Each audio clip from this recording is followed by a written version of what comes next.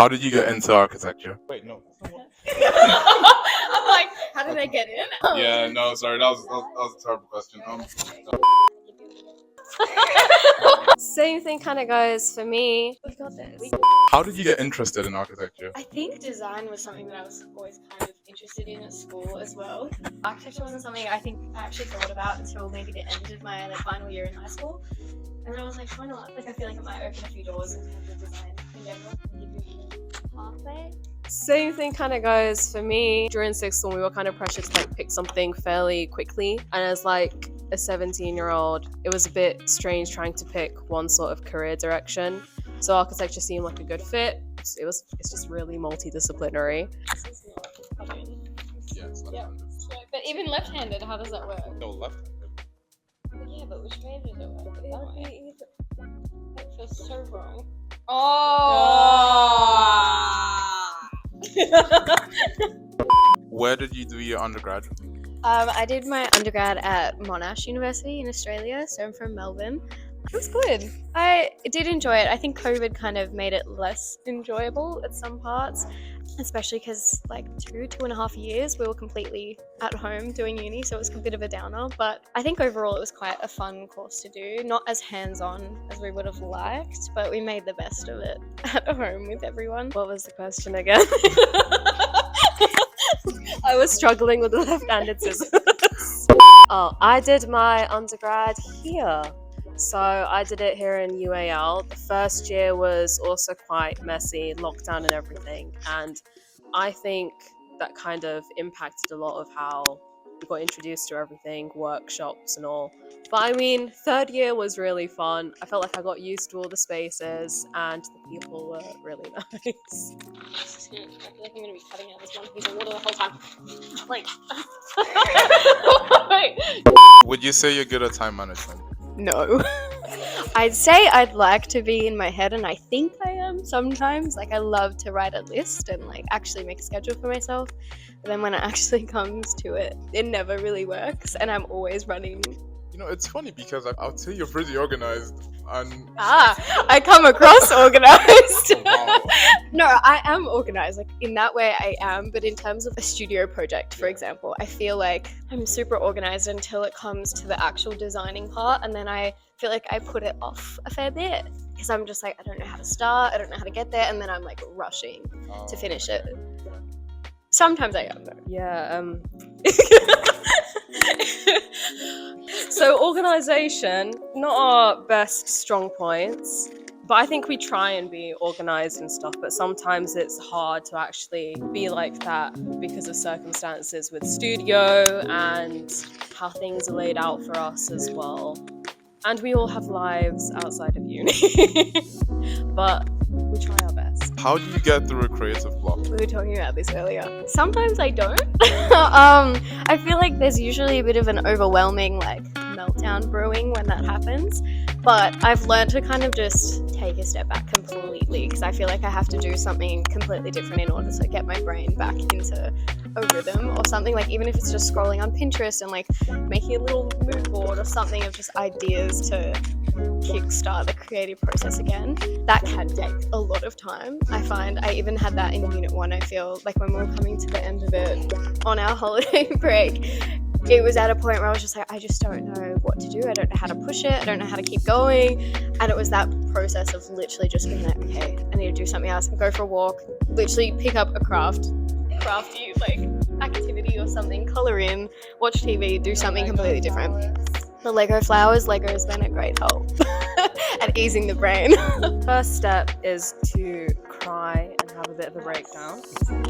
Usually I just try and sleep on it or put myself to bed and then hope that something pops up at 3 a.m. Or I'll have a conversation and try and bounce off ideas with my brother or something, because sometimes it gets to a point where you're overthinking an idea so much that you just overcomplicate it. So then when you hear from like others like my brother who doesn't know anything about architecture, it's like, oh, you have a point. I think me and Alan were talking about this the other day, not even the other day, yesterday.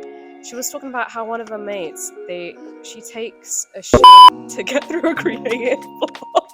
And apparently it works every time. I hear that because most of my best ideas have come by just standing in the shower. So I don't know, there's something about just So it's like head down.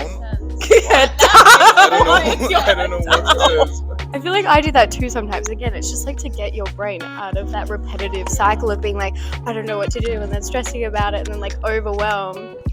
I think it's a good idea. I started doing a thing where I saved the pound anytime anyone said they go for a walk because I've never been on a walk whenever. You gotta do it. I'm a terrible walker because I need to have a purpose to walk. I can't walk for fun. Like I can't just No, go that's fair. outside. Like if I'm going outside, it means I'm going somewhere. I think it was hard during winter, especially. Like, I'd just kind of be sitting in my apartment and I'm like, I should go outside. I would end up getting up early in the morning, which is a little ridiculous. Nira knows this. I would literally I would force myself to go to sleep at like 9 o'clock at night and then like wake up at 6:30 in the morning and force myself to go for a walk. Like, literally go get a coffee, go do something, because then I feel like it stimulated my brain to be like, okay, I'm ready to start. Because if I just woke up and then was like, okay, I have to do this, then I just like the spiral starts. Yeah, it's How much weird. coffee would you say you drink? I try not to drink that much because I can't have a lot of it. I'd say one a day.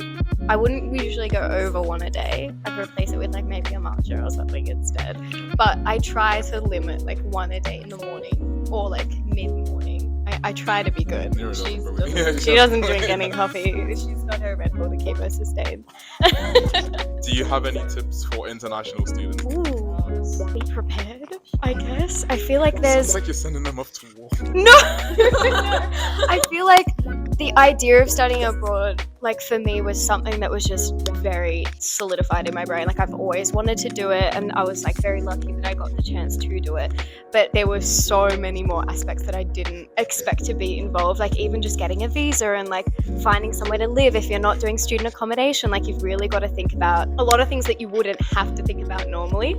I think it's just more like take your time, know like where you're going, kind of get your head around that, and even like get to school if you can earlier to settle yourself, because I was lucky that I got to come at least like 4 weeks before uni started, so I actually kind of settled myself into a new city. Like I'd never lived in another city before, let alone on my own, so it was kind of like having to get used, and it's London, there's a lot going on, it's very overwhelming to start with. So I feel, yeah, just prepare yourself for a lot of things to come your way in that way.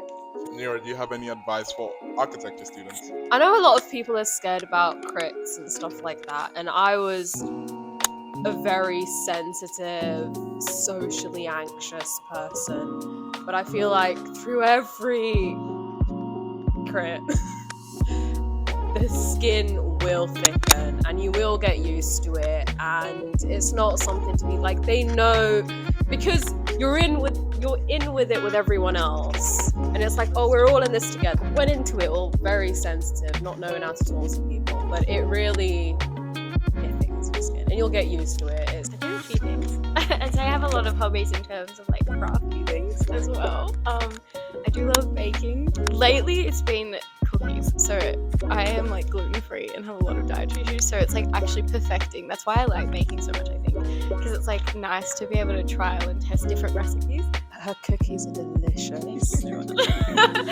So I think doing that's really nice, and it's like a nice way to break away from uni as well, because it's something completely different. So it's like I don't have to use my brain that much, but it's fun to like test different recipes. What else do we do? Oh, this collage looks really cute. I do dance as well on the side. I haven't been back in a while. Yeah, I've been going to Pineapple, which is Pineapple Studios. It's near Covent Garden area. It's really cool. It's been very, very fun to get into. I feel like I miss that aspect. I feel like I'm missing it currently. I haven't been back in a very long time. I feel like with uni sometimes it just gets a little overwhelming. Yeah. I think baking and dancing are like my two main outlets outside of uni. I don't do much. I'm a bit of a homebody. I used to work at an archie place, but I got laid off the other week. That's why we're here. That's why we're here today. Thursdays and Fridays are free now. They needed someone full-time. I can only do part-time because of masters. Other than that, I'm quite family oriented, so I'm always doing stuff around the house. Like literally during Easter, I was grating my door with a cheese grater because I couldn't find a sanding thing. Grating your door? Yeah, with a cheese grater, because we were redoing the floors and the doors weren't high enough, so then we had to shorten them.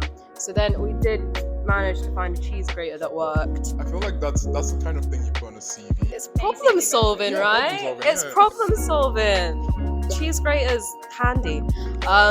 It didn't work.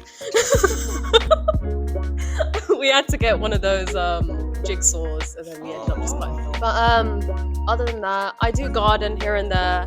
We grow a lot of vegetables at home. That's quite common in my family. Right now we're having a few problems with squirrels. I think the cats are sorting it out. Oh my god!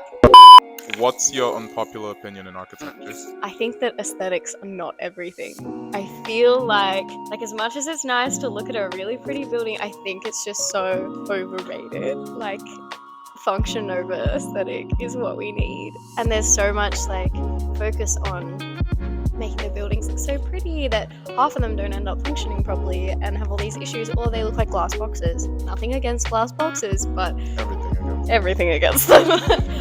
Looking at a city skyline of glass boxes is not very cute.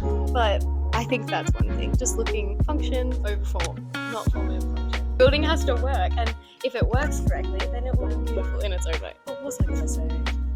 So like as designers, I feel like whenever we design a space, we're always thinking of like the most radical ideas. We're assigning so much meaning to it and trying to like think of like social justice and this justice and that justice. But I feel like sometimes a space is just a space, and that's where function also gets forgotten.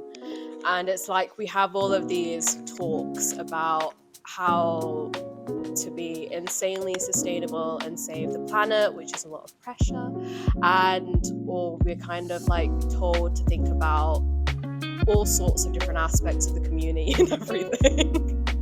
But sometimes it's just hard to do that, and when you do that, you do end up forgetting that like, oh, this is like a hospital room, it just needs to function. Or like somebody might just want an extension to the house, it doesn't need to like, I don't know, bring the neighborhood together or something. No way! That was insanely fun. That was really fun.